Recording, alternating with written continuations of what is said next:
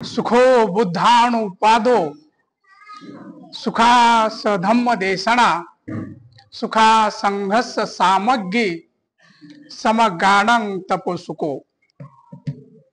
या पाली बुद्ध वग्गो धम्म पदाचा अर्थ आहे सुखद आहे बुद्धाचा जन्म, सुखकर आहे सदधम्माचे श्रवण करणे, सुखद आहे संघाची म्हणजे समाजाची धम्माचरण करणाऱ्यांची एकता, आणि सुखकर आहे सगळ्यांनी एकत्र येऊन केलेले कार्य।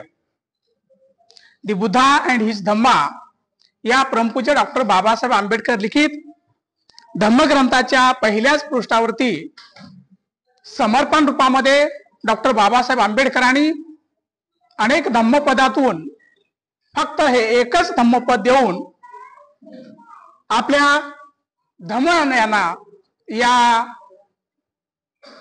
गाथेनुसार आचरण करण्याचा निर्देश बाबासाहेब दिलेले आहेत। म्हणून मी पहिल्यांदा ही गाथा आपणासमोर ठेवलेली आहे। समस्त मानव प्राणी व निसर्गाच्या कल्याणासाठी ज्यांनी दुःखमुक्तीचा आदर्श मार्ग सांगितला ते आपल्या सर्वांचे मार्गदाते तथागत भगवान बुद्ध व 20व्या शतकातील आधुनिक बुद्ध, समता सैनिक दल, दी Buddhist society of India, Republican party of India या मातृसंस्थांचे संस्थापक,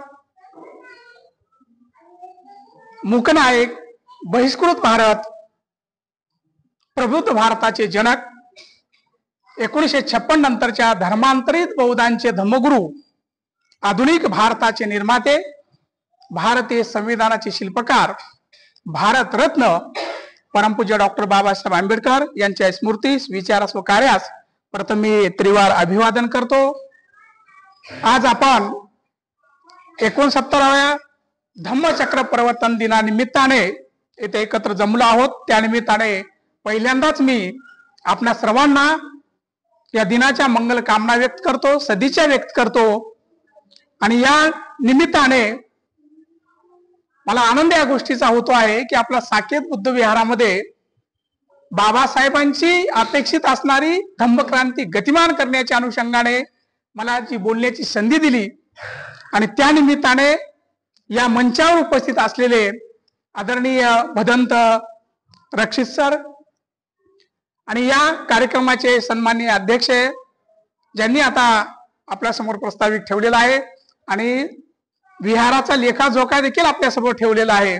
विहारामध्ये अनेक प्रकारचे कार्यक्रम होतात आणि त्या कार्यक्रमाची एक वेगळी उंची प्राप्त आहे, अशा अनुषंगाने त्यांचा तो लेखाजोखा अहवाल आता आपण सगळ्यांनी ऐकलेला आहे, मी पण ऐकलेला आहे, मला आनंद झालेला आहे या अनुषंगाने। कारण धम्माच्या अनुषंगाने विचार करताना विहारे खूप महत्वाची असतात। विहार जर कुलपबंद असतील तर त्या विहाराला काही अस्तित्व नाही। आणि मला एक आनंदाची गोष्ट इथे दिसते आहे, कारण इथे सगळेच विद्वान लोक आहेत, ज्याला समाजामधला क्रीम वर्ग असं म्हणतात, तो इथे उपस्थित आहे, आणि त्यांच्या समोर मला बोलायचं आहे, त्यामुळे माझ्या मनावरती आता दडपण निर्माण झालेलं आहे। इथे प्राध्यापक वर्ग आहेत, डॉक्टर आहेत, इंजिनियर आहेत, तरी बाबासाहेब मला जेवढं आकलन झालेले आहेत ते आपणासमोर मी ठेवण्याचा प्रयत्न करतो आहे। बाबासाहेब करे पुकार, पुढचं तुम्हाला माहिती आहे। बाबासाहेब करे पुकार, बौद्ध धम्म का करो स्वीकार। 14 ऑक्टोबर 1956 जे आपण कोण झालो आहोत, बौद्ध। मग 69 वर्षानंतर या बौद्धांची नेमकी भूमिका आणि दिशा हे कुठल्या मार्गाने चाललेली आहे याविषयीचं हितवच आपण करूया। मी व्याख्यान वगैरे काही म्हणणार नाहीये। म्हणजे आपण सगळेजण बाबासाहेबांचं सगळं साहित्य वाचतो आहोत, अभ्यास करतो आहोत, तथागतांचं साहित्य वाचतो आहोत, अभ्यास करतो आहोत. पण हे सगळं असताना बाबासाहेबांच्या काळामध्ये असे आपल्यासारखे विद्वान लोक फार कमी होते. म्हणून बाबासाहेबांना ती जबाबदारी एकट्याला पार पाडावी लागलेली आहे.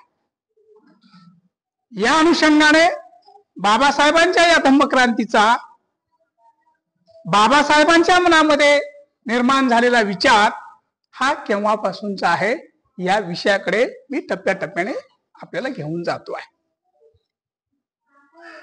जे बाबासाहेब त्यांच्या आयुष्यामध्ये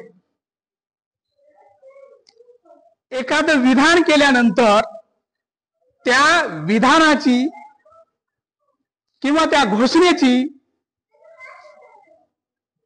पूर्ण जबाबदारी घेऊन ती घोषणा अस्तित्वात आणलेली आहे. जे आपल्याला माहिती आहे 1935 ची धर्मांतराची घोषणा आपण सगळे जाणतो आहोत. 1935 ची घोषणा आहे आणि धर्मांतर कधी आहे बाबासाहेबांचं? 1956. म्हणजे जवळजवळ 21 वर्षाचा कालावधी बाबासाहेबांनी धर्मांतरासाठी घेतलेले आहे. मग या 21 वर्षाच्या कालावधीमध्ये बाबासाहेबांची भूमिका नेमकी कोणती होती आणि कोणत्या दिशेने होती, या अनुषंगाने आपल्याला आत्मचिंतन करणं गरजेचं आहे. आणि त्या अनुषंगाने त्या विषयावरती आपल्याला त्याच्यातल्या ज्या बाजू ज्या आहेत त्या समजून घेणं खूप गरजेचं आहे असं मला वाटतं. जे बाबासाहेबांच्या महापरिनिर्वाणानंतर आत्ताची सामाजिक आणि धार्मिक परिस्थिती पाहता आपण बाबासाहेबांच्या विधानाचा जो आशय आहे तो विचारात घेऊयात. मी हा धम्माचा रथ इथपर्यंत आणून ठेवलेला आहे, तुम्हाला जर पुढे घेऊन जाता येत नसेल तर तुम्ही तिथेच ठेवा, मागे जाता कामा नये. मग हे बाबासाहेबांचं विधान आज रोजी आपल्याला पुढे घेऊन जाताना दिसतोय धम्माचा रथ का माग, याचं परीक्षण तुम्हीच करा. मी तर करतोच आहे. जे बाबासाहेबांच्या प्रत्येक विधानाचा अर्थ आपण खूप जाणीवपूर्वक घेतला पाहिजे. आजचा काळ आणि आताची परिस्थिती आणि बाबासाहेबांचा काळ आणि त्या काळाची परिस्थिती याचा जर विचार केला तर खूप फरक आहे. आज आपल्याकडे खूप प्रकारचे माध्यम आपल्या हातात आहेत. बाबासाहेबांच्या काळात होते का?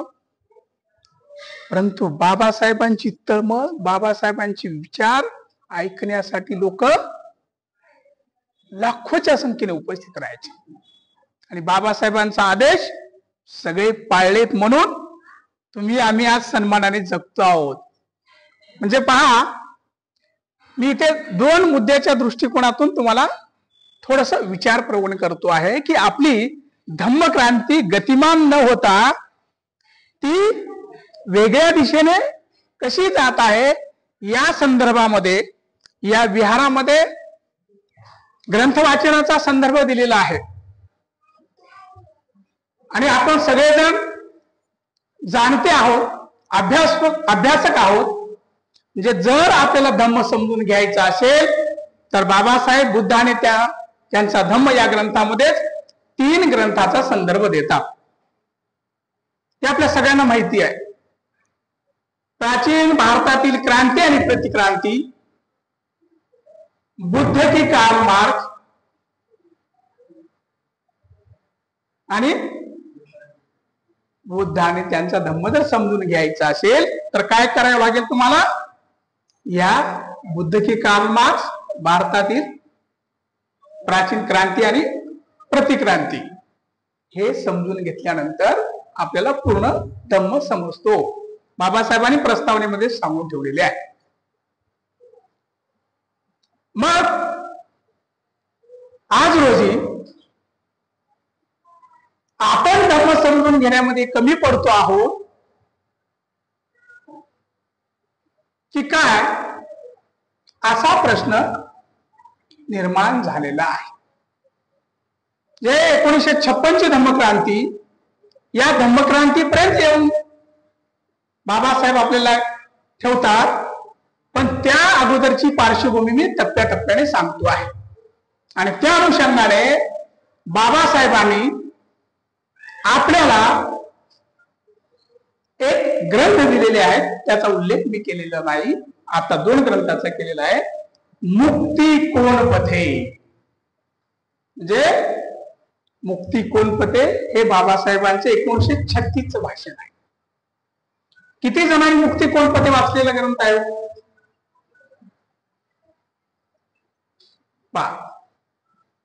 आणि जाती निर्मूलन हे ग्रंथ किती जणांनी वाचलेला आहे? अनिलेशन ऑफ कास्ट. बघा, हे दोन्ही भाषण एकाच वर्षामध्ये बाबासाहेबांनी दिलेली आहेत. जर चळवळीची दिशा चुकल्यानंतर काय अवस्था होते समाजाची, या अनुषंगाने हा संदर्भ आपल्यासमोर ठेवतो आहे. मुक्ती कोणपतेमध्ये बाबासाहेब जे धर्मांतर करून इच्छिणारे सगळे होते, जाती धर्मातील लोक, त्यांच्या संदर्भामध्ये बाबासाहेब त्या ग्रंथामध्ये विश्लेषण करतायत. मुक्ती पाहिजे, आम्हाला जातीचं निर्मूलन नको आहे. कारण 1935 पर्यंत बाबासाहेबांनी जाती निर्मूलनाचा लढा, सगळ्या गोष्टी केल्या. पाण्यासाठी लढा लढलेले आहेत. 14 तळ्याचा सत्याग्रह, महाडचा आपल्याला माहिती आहे, काळाला मंदिरासाठी सत्याग्रह. आणि 1935 ला बाबासाहेबांच्या लक्षात आलं की आता या मार्गाने जाऊन आपली काही मुक्ती होणार नाही, कारण या भारतातली मानसिकताच अशी आहे की वर्णव्यवस्थेची मानसिकता आहे. म्हणून बाबासाहेब मुक्ती कोणपते हा ग्रंथ देतात आणि त्या ग्रंथाच्या विचारानुसार संपूर्ण भारतातील बौद्धांना चालण्याचा आदेश देतात. परंतु त्या मुक्ती कोणपते ग्रंथाचा प्रचार आणि प्रसार मोठ्या प्रमाणामध्ये झालेला नाही. याची कारणं जर आपल्याला शोधायची असतील तर तो ग्रंथ वाचा परत. आणि मी ज्या ग्रंथाचा दुसरा संदर्भ दिलेला आहे ते भाषण, हे दोन्ही जे भाषण आहेत एकाच वर्षातील आहेत. आणि ते भाषण बाबासाहेबांचं जाती निर्मूलन हे कोणासाठी दिलेलं आहे? जात पात तोडक मंडळाने बाबासाहेबांना विनंती केली की बाबासाहेब तुम्ही आम्हाला या अनुषंगाने विचार व्यक्त करा. बाबासाहेबांनी तो निबंध दिलेला आहे, ते भाषण लिहिलेलं आहे आणि त्या मंडळाकडे दिलं आणि बाबासाहेबांना सांगितलं त्यांनी त्याच्यामध्ये काही बदल करायचा आहे. परंतु बाबासाहेब म्हटले याच्यामध्ये काही बदल होणार नाही. ते भाषण झालेलं आहे, परंतु हे भाषण प्रसिद्ध झालेलं आहे. म्हणजे प्रतिक्रांती कशी घडते आहे, आपली जर दिशा बाबासाहेबांच्या निर्देशानुसार आदेशानुसार जर राहिली असती तर आज आपण भारतातील एक सामर्थ्यशाली समाज म्हणून पुढे आलो असतो. आणि या अनुषंगाने बाबासाहेब सामर्थ्यशाली समाज बनण्यासाठी मुक्ती कोणपतेमध्ये संदर्भ दिलेले आहे. बाबासाहेब म्हणतात म्हणजे स्वाभिमान मिळवायचा असेल तर धर्मांतर करा, संघटन वाढवायचं असेल तर धर्मांतर करा, आत्मसन्मान मिळायचा असेल तर धर्मांतर करा. बाबासाहेब मुक्ती कोणपते म्हणताय. आणि जाती निर्मूलनाचा लढा हा हिंदूच्या अंतर्गत त्यांचा तो लढा होता. परंतु आपली शासन व्यवस्था हुशार आहे, लक्षात घ्या. या समाजाला दिशाहीन करण्यासाठी वेगवेगळ्या युक्त्या वापरलेल्या आहेत. आज जाती निर्मूलन पुस्तक हे महाराष्ट्र शासनाच्या वतीने प्रकाशित करण्यात आलेलं आहे 2014 ला. त्याची किंमत किती आहे? किती आहे? 2 रुपये तर 3 रुपयाची किंमत आहे. पहा तुम्ही, 2 रुपयात 100 पानाचं पुस्तक 2 रुपयात मिळतं का?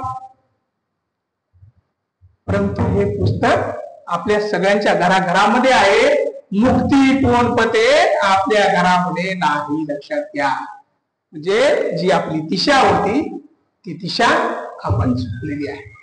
आणि या जाती निर्मूलनाच्या पुस्तकाच्या अनुषंगाने भारतातील बौद्ध धर्माचे अभ्यासक, विचारवंत, कार्यकर्ते हजारो संघटना निर्माण केलेल्या आहेत. आणि या अनुषंगाने तुम्हाला एक मी प्रश्न विचारतो की तुम्ही दलित आहात, बहुजन आहात, बौद्ध आहात? इथे दलित किती आहेत? कोणीच नाही ना. बहुजन किती आहेत? कोणीच नाही.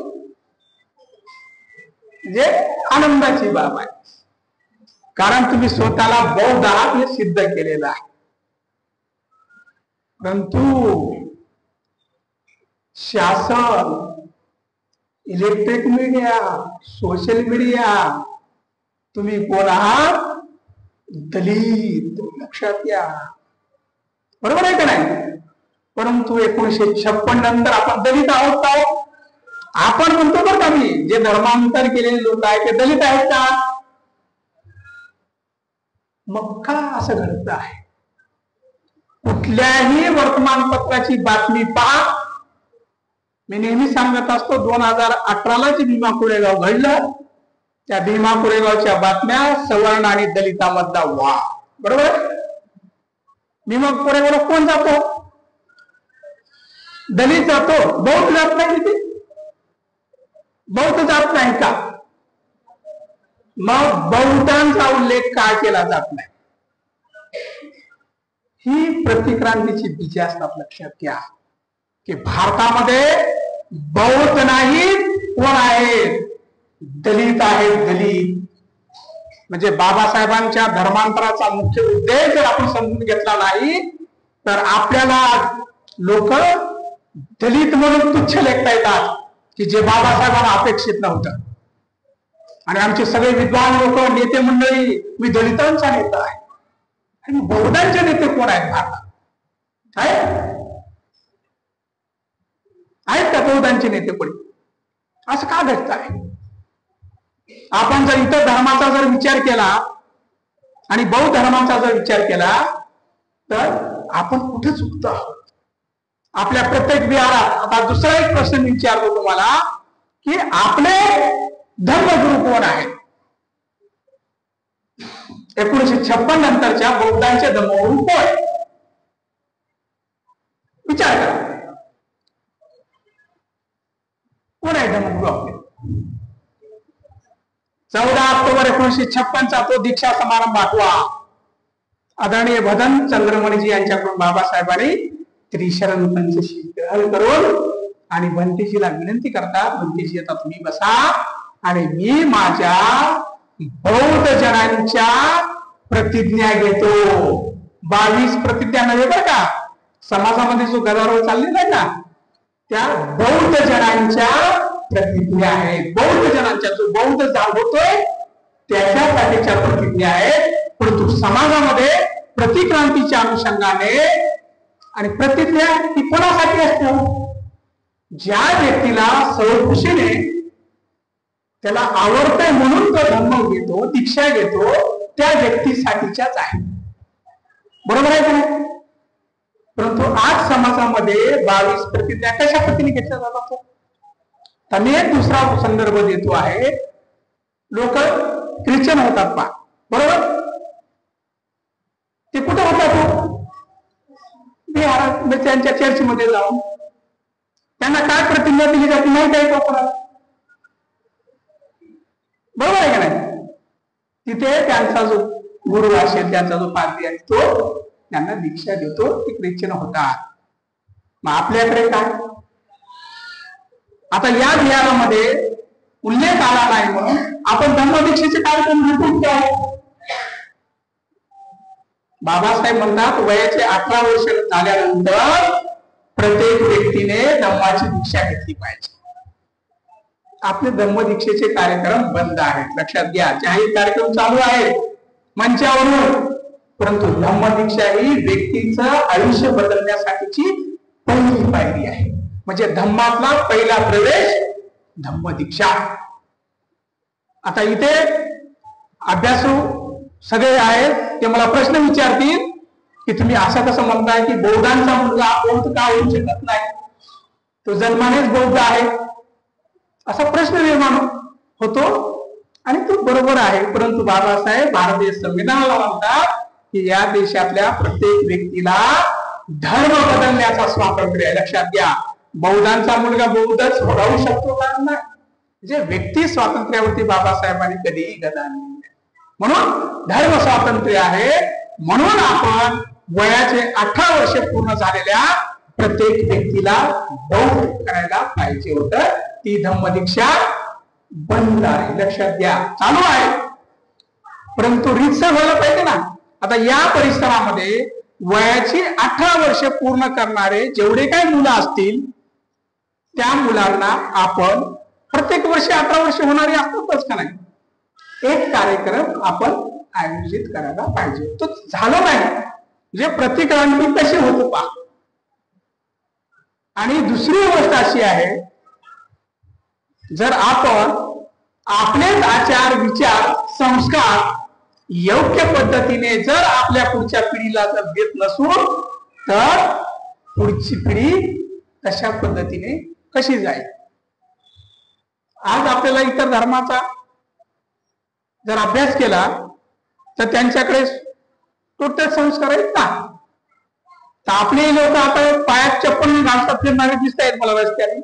आपले लोक आता काय चालू आहे ते जे एका धर्माचा दुसऱ्या धर्मावर होणारा प्रभाव. म्हणजे मी तुम्हाला गंभीरतेचा बाबासाहेबांचा जो इशारा जो आहे ना, या देशामध्ये आपण जर जागरूकपणे जर काम केलं नाही तर तुमचं अस्तित्व शून्यभूत होईल. जे 2500 वर्षापूर्वी भारतात बौद्धांचं होतं का काहीतरी, बाबासाहेबांमुळे तर आपण सन्मान जगतो नाही.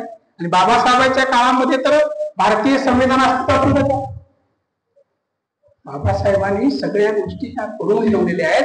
म्हणजे बाबासाहेबांची म्हणजे दिशा जर चुकली तर समाजाची दशा कशी होते आहे. आज सामाजिक क्षेत्रातलं आपलं नेतृत्व, धार्मिक क्षेत्रातलं नेतृत्व आहे का, जेवढं प्रभावी पाहिजे होतं. काही नेते आहेत परंतु बाबासाहेबांना अपेक्षित असणार.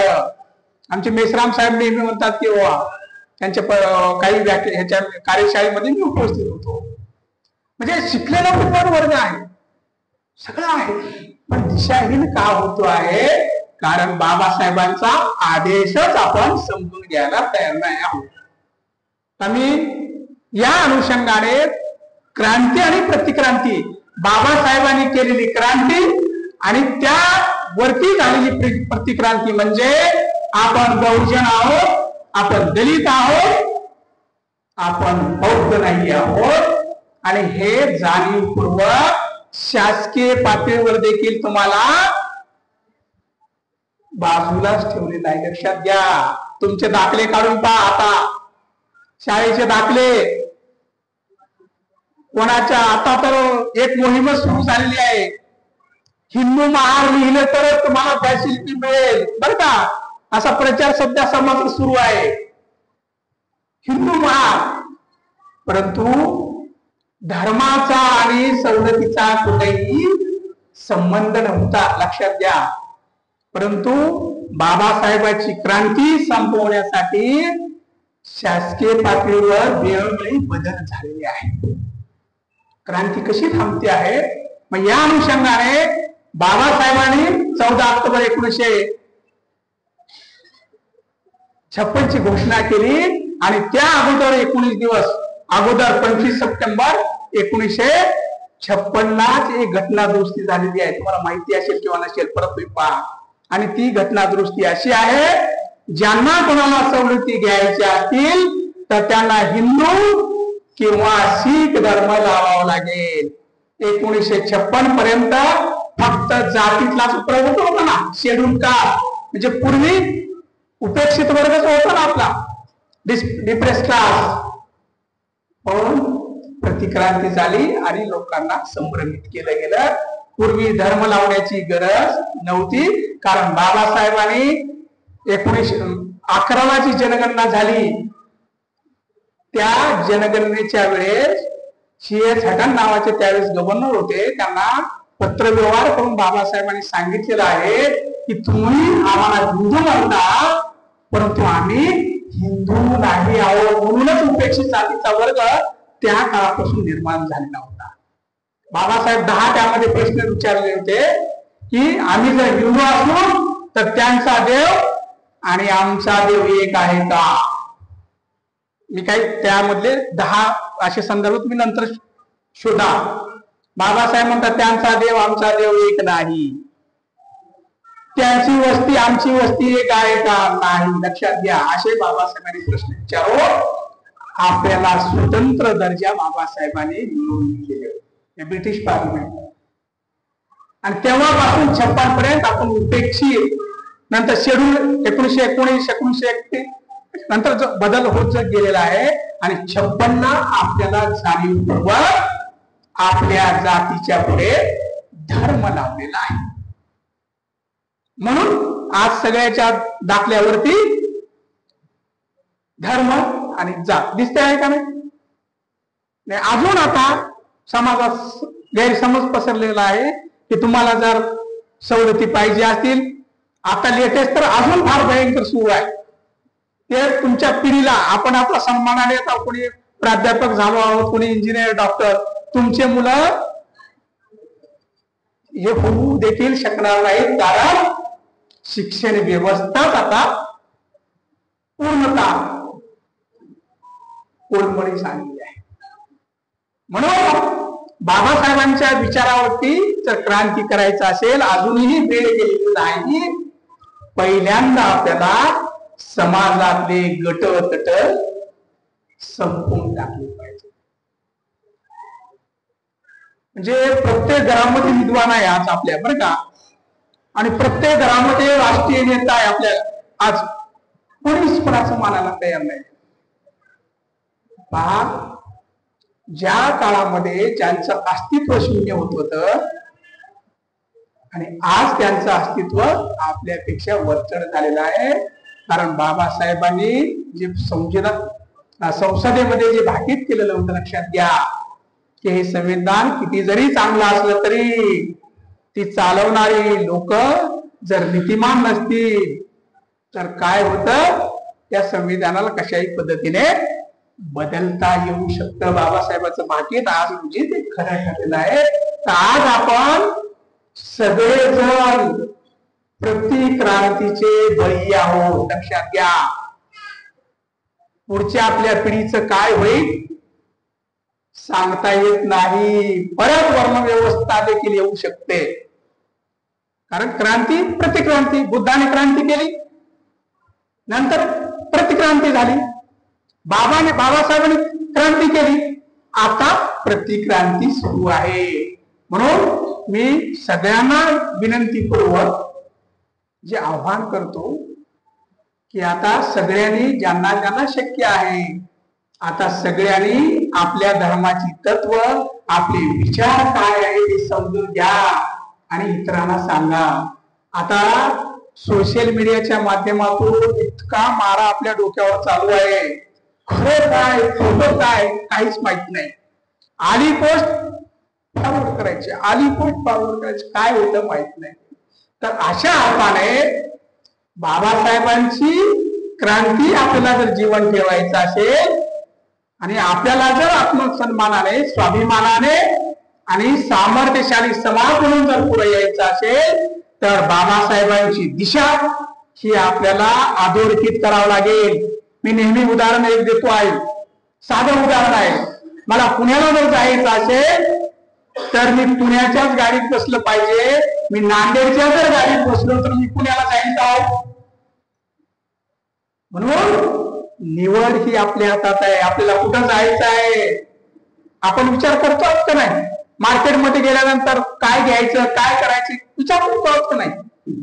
परंतु धम्माच्या बाबतीत आपण काय विचार करत नाही आहोत. विचार करण्यासारखी गोष्ट आहे का?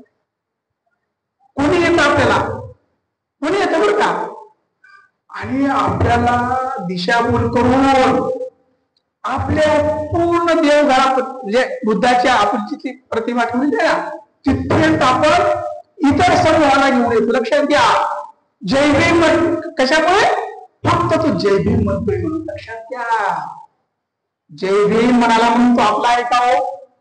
म्हणून बाबासाहेब सुरुवातीला इशारा देतात, जो माझा आदेश पाळून दीक्षा घेत नाही त्या व्यक्तीची आणि माझी हरकत झाली समजा. बाबासाहेबांचं विधान आहे. का म्हणले असतो? म्हणजे जो बौद्ध नाही तो आपला नाही. म्हणजे भारतातले सगळे बौद्ध इतके उदार आहेत, तुमच्या माहितीसाठी सांगतो, इतके उदार की त्यांच्या इतका सगळ्या हाताने मदत करणारा माणूस कोणीच नाही. जय भीम, अरे चल दादा बस, आपला भाऊ. अरे पण तो जय भीम म्हणतो, त्याला तू दीक्षा दिलीस का? आपण बौद्ध आहोत ना. मग तो त्याला जर तुम्ही दीक्षा दिली नाही, त्याला आपलं करून घेतलं नाही, तो तुमचा कसा? मग अशा पद्धतीने आता तो माणूस जो कोणी असे तुमचा भाऊ म्हणजे आपला भाऊ जय भीम म्हणतोय म्हणून आपण त्याला शेजारी बसून घेतो, नंतर त्याला घरापर्यंत आणतो. तुमच्या घरातल्या सगळ्या बातम्या बाहेर लीक करतो आणि तुमची चळवळ नेस्तनाभूत होण्यासाठी मदत करतो आहे. अशा लोकांपासून तुम्ही सावध राहा. आपल्या प्रत्येक कष्टाचा जो पैसा जो आहे ना तो आपल्या समाजाच्या हितासाठी गेला पाहिजे. परंतु आता तसं होत नाही. लक्षात घ्या, आपला पैसा आता वेगवेगळे लोक वेगवेगळ्या माध्यमातून काढण्याचा प्रयत्न करत आहेत. बाबासाहेबांच्या विरोधी विचाराचे लोक बाबासाहेबांना अपेक्षित असणाऱ्या आदरणीय बनतेजी साक्षीवर वापरतायत. लक्षात घ्या, आपला पैसा घेऊन जात आहे आणि आपल्या लोकांना दिशाहीन करत आहेत. लक्षात घ्या, बाबासाहेबांचा धम्म हा सामाजिक क्रांतीचा धम्म आहे. लक्षात घ्या, विहारात बसून फक्त डोळे बंद करून व्यक्तिगत सुखाचा नाही. लक्षात घ्या, व्यक्तीच्या विकासासोबत समाजाचा विकास हा या धम्म क्रांतीमध्ये आहे. परंतु या 20-25 वर्षामध्ये आमचा सगळा जो क्रीम वर्ग आहे, ज्याला विद्वान म्हणतो, समाजाला दिशा देणारा वर्ग म्हणतो आहे, कुठेतरी चुकतो आहे. हे माझं निरीक्षण आहे. कृपा करून थोडस या विधानाकडे जाणीवपूर्वक लक्ष द्या. बाबासाहेब दिवसाचं रात्र करून आपल्या पोटची 4 मुलं गमावून, लक्षात घ्या, दिवस रात्र करत होते का नाही? जीवावरती बेतले अनेक प्रसंग बाबासाहेबांच्या हल्ले झाले, बरोबर आहे. एका व्यक्तीने तथागतानंतर या देशामध्ये माणसासारखं जगण्याचं सामर्थ्य आपल्यामध्ये दिलेलं आहे. आणि बाबासाहेब या समाजाला नेहमी वाघाची उपमा दिलेली आहे. लक्षात घ्या, वाघ जो शिक्षण घेईल तो वाघासारखा काही म्हणत नाही. मग वाघांची प्लेट मेंढरासारखे कुठे लपून बसलेले आहेत, हा प्रश्न पडतोय ना. या उच्च शिक्षणामध्ये सगळ्यात विद्वान लोक आपले आहेत. त्या विद्वान लोकांची जबाबदारी समाज परिवर्तनाची व्हायला पाहिजे का नाही, होती का नाही? परंतु कुठेतरी या समाज व्यवस्थेने त्यांच्यावर दबाव टाकून, लक्षात घ्या, धम्म काय सांगतोय? मोह मत्सर, बरोबर आहे की नाही? कोणाची निंदा करू नये, बरोबर. आज समाजात काय करताय? आणि सगळ्यात महत्वाचा जो संदेश जो आहे तथागतांचा, मेत्ताभाव म्हणजे मैत्री. मैत्री आहे का? आता इथे बसलेत आमचे भगिनी, बसलेत बंधू, बसलेत इथे, बसलेत एकामेकाच्या बाजूला. परंतु धम्म परिवर्तनासाठी, समाज परिवर्तनासाठी ते बाहेर जाऊन एकमेकाचे विचार समजून घेण्यासाठी तयार आहेत का? इथे काही जण स्वेच्छेने आले असते, लक्षात घ्या. काही जणांनी समाजाला दाखवण्यासाठी की मी आज धम्मचक्र परिवर्तन दिन होता, मी विहारात गेले, बरोबर आहे का नाही? इथले नाहीत बरं का, दुसरीकडचं सांगतो. आता तुम्ही परत मला म्हणा, त्याही मानसिकतेतून लोक बाहेर पडतायत. परंतु आता अशा व्यक्तींना देखील तुम्ही विनंती करा, बाबा रे किंवा आई, बहीण, माता, काय म्हणायचं ते म्हणा. आता काळ आपल्याला सोडणारा नाही, लक्षात घ्या. आपल्याला तर आता सन्मानाने जगलो आहोत, परंतु तुमच्या मुलांना, तुमच्या नातवांना हे दिवस मिळतील का? नाही. म्हणून या बाबासाहेबांच्या विधानानुसार परत आपल्या घरातून तयार करा. विचारायचे बरं का, नाही तर दुसरेच घेऊन ते नाही. आणि दुसरी एक महत्वाची जी गोष्ट आहे ती म्हणजे, त्याचं उदाहरण आणि त्याचं उत्तरही तुम्ही दिलं नाही, ते म्हणजे आपले धम्मगुरु कोण. हे जर उत्तर आपल्याला माहिती असेल तर त्या धम्मगुरूच्या पावलावर पाऊल ठेवून आपण पुढे जाऊ शकतो. अन्यथा आपली परत पीछे हात होण्याची शक्यता दाट आहे. मी तो प्रसंग अर्धावतच सांगितला, म्हणजे अर्ध्यातच सांगितला. कसा की भंतेजीकडून बाबासाहेब दीक्षा घेतले, बौद्ध जणांच्या पत्नी आपल्याला दिल्या, बरोबर काय? मग जो दीक्षा देतो, जो प्रतिज्ञा देतो, तो गुरु का नाही? बरोबर आहे की नाही? आणि बौद्ध धर्माच्या इतिहासामध्ये बाबासाहेबांनी एक क्रांतिकारक बदल केला. तो बदल म्हणजे उपासकांना धम्म दीक्षेचा अधिकार बाबासाहेबांनी दिलेला, बरोबर आहे की नाही? आणि त्या अर्थाने त्याच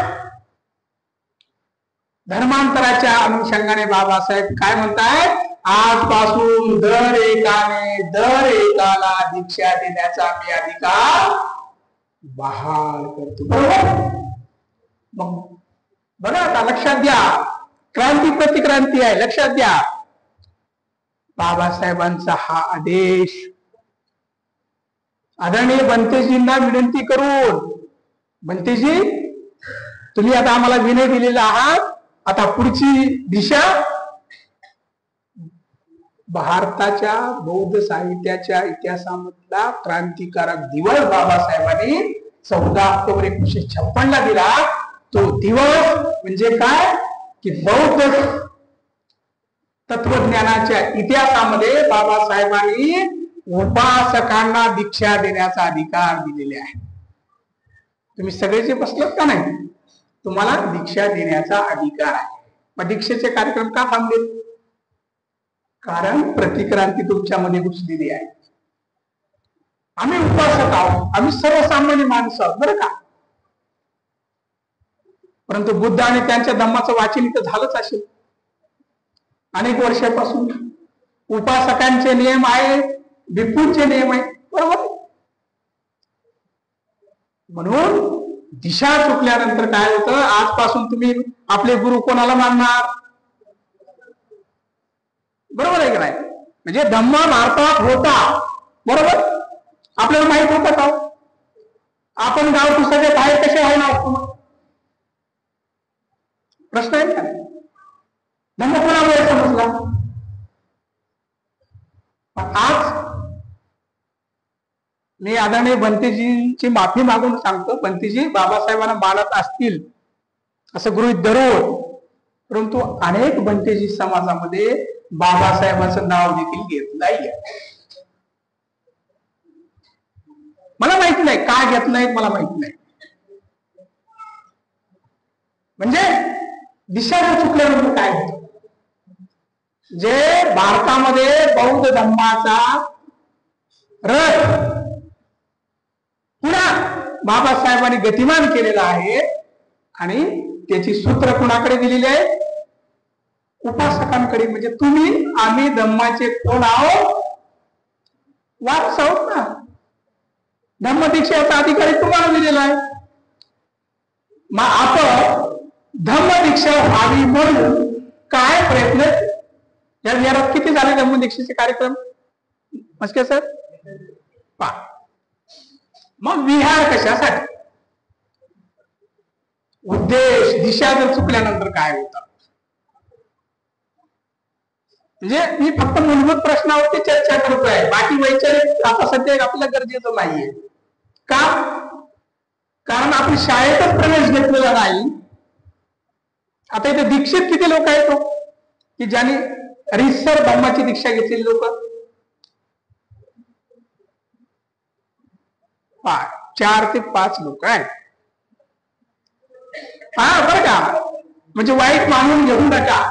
आणि माझा तो मानसही तसा नाही की तुम्हाला हर्ट व्हावं आणि म्हणून नाही. म्हणजे दिशा लक्षात घ्या. जो बाप विस्पा घेत नाही तो ख्रिश्चन होत नाही, बरोबर आहे की नाही? जो धम्माची दीक्षा घेत नाही तो बौद्ध होत नाही.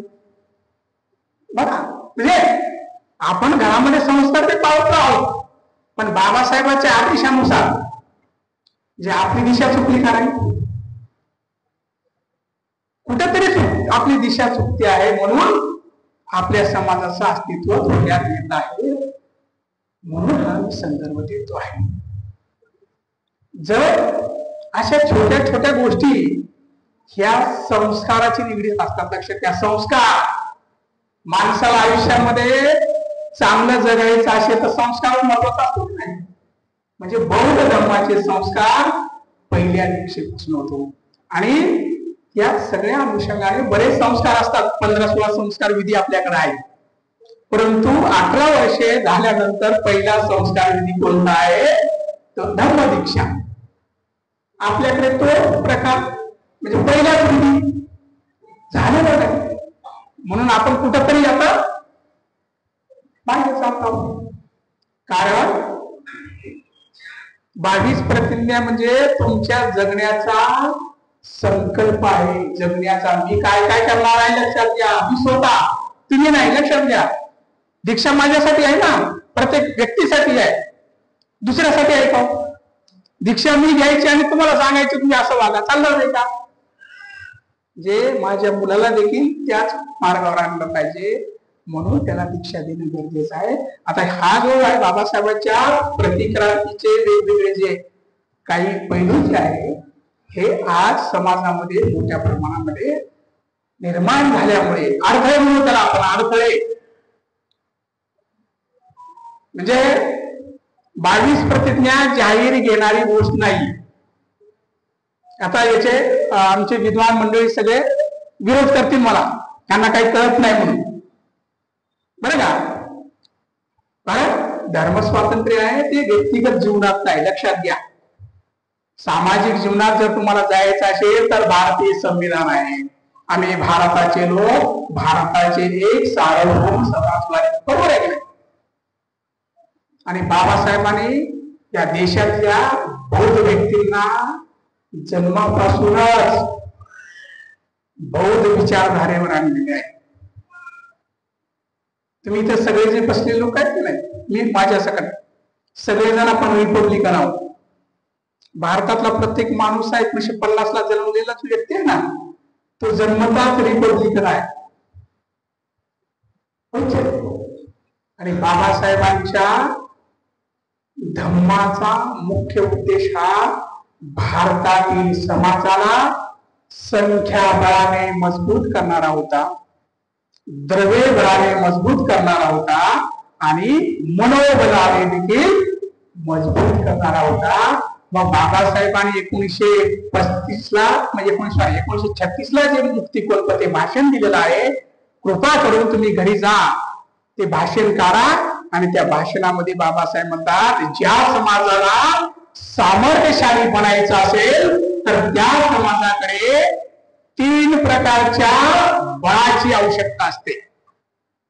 बघा बाबासाहेबांचे नियोजन. आता इथे एक मी तुम्हाला उदाहरण देतो आहे, द्रव्य बळ.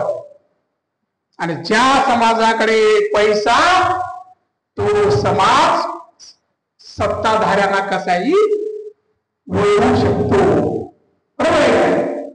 आणि बाबासाहेब म्हणतात हे आपल्याकडे आहे का? हजारो वर्षाची गुलामी आपल्याकडे ना जमिनी नाही, ना आपल्याकडे उत्पन्नाचं साधन नाही, परंतु आज सगळ्यात सामर्थ्यशाली समाज कोण असेल तर बौद्ध आहे. बाबासाहेबांनी काय सांगितलं? शिका. बरोबर आहे की नाही? संघटित व्हा, चेतवा, लक्षात घ्या. वा वा वा म्हणतात, करा नाही, करा वा. आपण हे समूहाची कृती आणली, हे सगळेजण मिळून. आता हे जे बिहार उभारलं ना, सगळ्यांच्या कष्टातूनच उभारलं ना. आता हे किती लाखाची प्रॉपर्टी असेल याचा नंतर हिशोब होईल, परंतु तुमच्या कष्टाचा पैसा इथे लावल्यामुळे ही वास्तू निर्माण झाली आणि सन्मानाने ही वस्तू जे संघटित व्हा. बरोबर आहे का नाही? आणि समाजाला आपल्या हक्कासाठी जागृत करा, हलवून करा, चेतवा. बरोबर आहे का? चेतवा. बाबासाहेब म्हणतात झोपलेल्या माणसाला जागा करू, अरे चल. मग अशा अर्थाने बाबासाहेब समूहाचा विचार करतात. आता मी तुम्हाला जे सांगत होतो जे बाबासाहेबांनी आपल्याला बौद्ध धम्मच का दिला, ख्रिश्चन का दिला नाही, मुस्लिम का दिला नाही, शीख का दिला नाही? कारण बाबासाहेब 21 वर्ष या भारतातल्या सगळ्या धम्माचा अभ्यास करतात. बाबासाहेब म्हणतात भारतातले सगळे इतर जे धर्म आहेत त्यांच्यामध्ये परत जाती व्यवस्था आहे, वर नीच. जे शिखाचं उदाहरण रामदासी, आपण काय मी आता अभ्यासक आहात, त्याची पंथ आहेत वेगवेगळे त्याच्यामध्ये, पण बौद्धामध्ये कसं होतं का? म्हणून बाबासाहेब आपल्याला बौद्ध धर्म देतात आणि हे देताना संख्याबळाचा विचार बाबासाहेब करतात. लक्षात घ्या, संख्याबळ. आणि या अनुषंगाने बाबासाहेब मुक्तिकोणपतीमध्ये एका छोट्या गावाचं उदाहरण देतात. ते म्हणतात एका गावामध्ये एकच मुस्लिम व्यक्ती असतो, संपूर्ण गाव त्या व्यक्तीला सन्मानाने वागवतात. लक्षात घ्या. परंतु त्याच गावामध्ये अस्पृश्यांची 10 घरे असली तरी त्या अस्पृश्य व्यक्तीला बेदम मारलं जातं, त्याची दखल देखील कोणी घेतलं जात नाही. का? कारण त्या सवर्ण व्यक्तीला यांना मारण्याचा अधिकार आहे. बरोबर आहे का नाही? तुमच्या नशिबात जे लिहिले ते तुम्हाला बाबासाहेब म्हणतात ही मानसिकता आहे. लक्षात घ्या, 10 व्यक्तीच्या काही एक व्यक्तीच्या असतो. म्हणून बाबासाहेबांनी जो संदर्भ दिलेला आहे तो संदर्भ म्हणजे तुमची संख्या जेवढी जास्त तेवढा सपोर्ट तुम्हाला. म्हणजे बाबासाहेबांचे विषयाचे होते नाही. आज भारत समृद्ध वगैरे वगैरे जी वाटचालची दिशा आहे ना, ती बुद्धाच्या मूर्तीची कमाल आहे. लक्षात घ्या, तथागत बुद्धांची मूर्ती आपले नेते घेऊन बाहेर देत आहेत. लक्षात घ्या, हम बुद्ध के देश आहे. बुद्धाची मूर्ती पण आणायची. मग बौद्ध कुठं आहे? मूर्ती घेऊन जाणारे बौद्ध संघटित कुठं आहे? म्हणून बाबासाहेब या भारताच्या आजूबाजूला असणाऱ्या 40 बौद्ध राष्ट्रांचा अभ्यास करतात. अरे बाबा, आपण जर त्यांच्याशी समन्वय केला, त्यांच्याशी मैत्री केली, ते बौद्ध म्हणून आपल्याला मदत करतील. परंतु बाबासाहेबांच्या धर्मांतरानंतर इथले सगळे हुशार लोक, प्रतिक्रांतीवाले, तुम्हाला बौद्धच मानायला तयार नाही.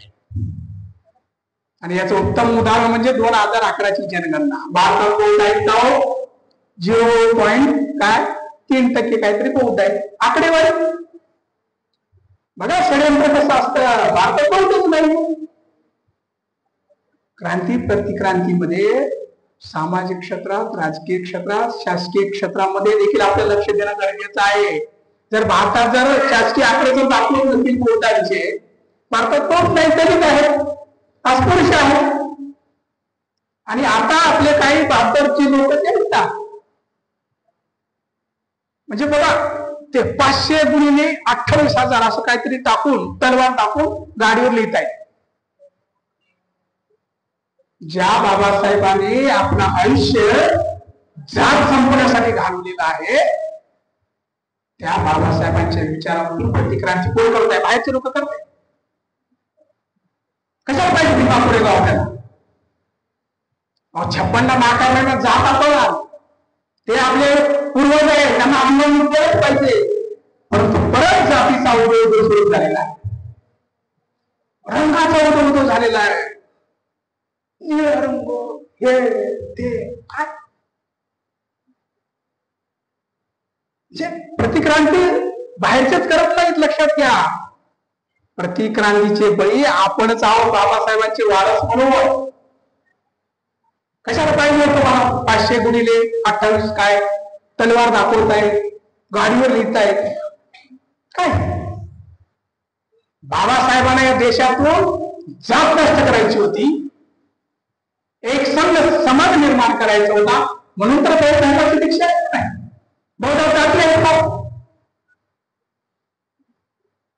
आणि आता नवीन एक षडयंत्र असं आलेलं आहे की आता तुमची जनगणना आली ना, तुम्हाला जात लिहावं लागणार आहे आणि धर्म बौद्ध लिहावंच लागणार आहे शासकीय पातळीवर. परंतु लोक तेही करायला तयार नाही. काय करतात? धर्म हिंदू जात लाव. बघा, प्रतिक्रांती ज्या दिवस लागले नाही, लक्षात घ्या. बाबासाहेब आता 69 वर्ष झाले, धम्मदीक्षा देऊन 69 वर्षामध्ये आपली अवस्था केली ना, किती वाईट होऊन झाली. जे प्रतिक्रांती बाहेरचे लोक पण नाहीयेत, म्हणजे अनेकांना राग येईल. बिहारामध्ये तुमचेच गुरु पाहिजे, लक्षात घ्या. इतरांचे फोटो लागतात का? बाबासाहेबांचा फोटो लागतो का चर्चमध्ये? लागतो? आपल्या बिहारामध्ये असे फोटो लागतात. म्हणजे का लागतात? जाती निर्मूलन करायचं डोक्यात फूळ बसले तुमच्या. जातीचं निर्मूलन, मातंग माझ्याकडे आला पाहिजे, ढोल माझ्याकडे आला पाहिजे, चांबार आला पाहिजे. अरे पहिले तुम्ही बौद्धांना बौद्ध तरी करा, बाकीचं बरोबर आहे. जे बौद्ध धर्माच्या आचरणावर आपणच नाही आहोत. तुमचंच घर झोपडी आहे आणि दुसऱ्या झोपडीवाल्याला तुम्ही आपल्याकडे बोलवताय. बदल हे सगळे प्रतिक्रांतीच्या या सगळ्या षडयंत्राचे बळी आपण ठरतो. जाणीवपूर्वक सांगतो कमी. आणि याला सगळे मध्यमवर्गीय सुशिक्षित वर्ग देखील आहे, कारण आपल्या सगळ्यांच्या मनामध्ये अहंकार आलेला आहे. मी प्रोफेसर, बघा, मी असा, मी तसा, मी असा. अरे बाबा प्रोफेसर, किती दहा कुटुंबाला सुधारतोस का तू? बघा, करायला पाहिजे होतं की नाही? बाबासाहेबांनी आपली संपत्ती आपण त्यांचे वारस सांगतो ना. म्हणजे हे देखील आत्मपरीक्षण करणारे मुद्दे आहेत मित्रांनो. म्हणजे तुम्हाला वाटत असेल यांना काय बोलायला लागतं, परंतु हे वास्तवामध्ये घडत आहे. आता घराघरामध्ये बौद्धांच्या देखील आता देवारे दिसत आहेत. पुण्यामध्ये तर दिसतात बरं का, चांगला अधिकारी, त्याच्या घरामध्ये गणपती. बघा, आता म्हणे की पहिलेचा काळ राहिला आहे का? अरे बाबा, जर तुझा मृत्यू झाला तर तुझे संस्कार कसे करावे लागणार आहे? दुसऱ्या व्यक्तीने तुझ्या तिकडे नेईल का तुला? आपले विचार बदलण्याचा प्रयत्न होतो आहे. म्हणून बाबासाहेब म्हणतात पहिले नाकारायला शिका, मग स्वीकारायला शिका. 22 प्रतिज्ञामध्ये तेच आहे ना. पहिले नाकारणे, 1 2 3 4 5, मी हे करणार नाही, मी हे करणार नाही, मी हे करणार, यांना मानणार नाही, बरोबर. नंतर स्वीकारणं आहे की मला नेमकं काय करायचं आहे. सगळ्याच गोष्टी आल्या ना त्याच्यात. पंचशील पण आलेला आहे, 10 पारमिता पण त्यामध्ये आहे, सगळंच आहे ना. अरे त्यांनी मार्ग पण बाबत आहे. छोट्या गोष्टीमध्ये म्हणजे 22 त्या बौद्ध जनाच्या प्रतिज्ञा ना, बौद्ध जनांच्या बरं का, 22 प्रतिज्ञा त्याला म्हणायचं नाही, बौद्ध जनांच्या 22 प्रतिज्ञा, त्या बौद्ध जनाच्या जो बौद्ध होतो त्या व्यक्तीच्या आहे. जे अशा पद्धतीने बाबासाहेबांनी जाणीवपूर्वक माझ्या या 1000 वर्षाच्या या वर्णव्यवस्थेमध्ये दबलेल्या लोकांना जर वर काढायचं असेल तर मला त्याला दिशा दाखवावी लागेल, आणि ही दिशा म्हणजे ही धम्मक्रांतीची दिशा आहे. म्हणून या प्रसंगी आपण सगळेजण स्वतःला बौद्ध म्हणा, आणि आपले गुरु बाबासाहेब आहेत हे लक्षात घ्या. सगळेजण तुम्हाला जर पटत असेल तर, पटत नसेल तर सोडून द्या, मी तुम्हाला काही सांगणार नाहीये. आणि इथून पुढे आपण सगळेजण संकल्प करूयात की आपण सगळेजण 18 वर्षाच्या मुलाला दीक्षा देण्यासाठी कार्यक्रम घेऊया. बरोबर आहे? तर असं जर आपण जर केलं तर बाबासाहेबांची क्रांती अजूनही जीवन ठेवू शकतो. अन्यथा हारत मागे जाईल, वर्ण व्यवस्था या देशात येईल. आपल्या आजोबाच्या आजोबांनी जे दिवस किती वाईट होते, चप्पल नाही, कपडे नाही, जेवण देखील नाही, अशा वाईट अवस्थेमधून बाबासाहेबांनी आपल्याला बाहेर काढून आणि भारतीय संविधानाचं कवच आज रोज तरी आपल्याला आहे. लक्षात घ्या, दाद मागण्याचा अधिकाराचा आहे. हे आपल्याला असताना देखील आपली गाडी चुकल्यामुळे आपण प्रतिक्रांतीचे बळी ठरत आहोत. बरोबर आहे का नाही? आपल्याकडे जर आपण ठरवलं ना, या औरंगाबाद मध्ये कुठलीही आपण क्रांती करू शकतो, मग ती औद्योगिक म्हणजे उद्योग क्षेत्रातली क्रांती अशी. लक्षात घ्या, आपले बरं सगळे विद्वान लोक सगळे सहकारी तत्वाच्या व्यवसायाकडे वळायलाच तयार पाहिजे. आतापर्यंत वळलेलेच नाहीये. काय माहित नाही बरं का, कोण त्याला जबाबदार आहे माहिती. सहकारी तत्व म्हणजे बाबासाहेबांनी हे जाणीवपूर्वक आणलेलं तत्व होतं की 10 लोक 11 लोक एकत्र या, कारण आपल्या एका व्यक्तीकडे एवढे पैसे नसतात ना. म्हणून 10 लोक एकत्र येऊन सहकाराच्या बेसवर काहीतरी निर्माण करा. एज्युकेशन संस्था निर्माण झाली का? असलेली संस्था आज किती वाईट अवस्थेला पोहोचलेली आहे. तर अशा पद्धतीच्या प्रतिक्रांतीच्या घटना बाहेरून तर घडतातच, परंतु आपल्या आतल्या आपल्या घरामध्ये देखील रोज घडत आहे. हे घडून देण्याची प्रतिज्ञा आपण सगळ्यांनी करूयात. माझं थोडस हे लाभलेले उद्भूत तुम्ही शांतपणे ऐकून घेतला. मला तुमच्या या सगळ्या विहार समितीने इथं बोलण्याची संधी दिली, त्याबद्दल मी साधुवाद व्यक्त करतो. शेवटची एक गाथा म्हणतो आणि थांबतो. सगळ्यांनी हात जोडा.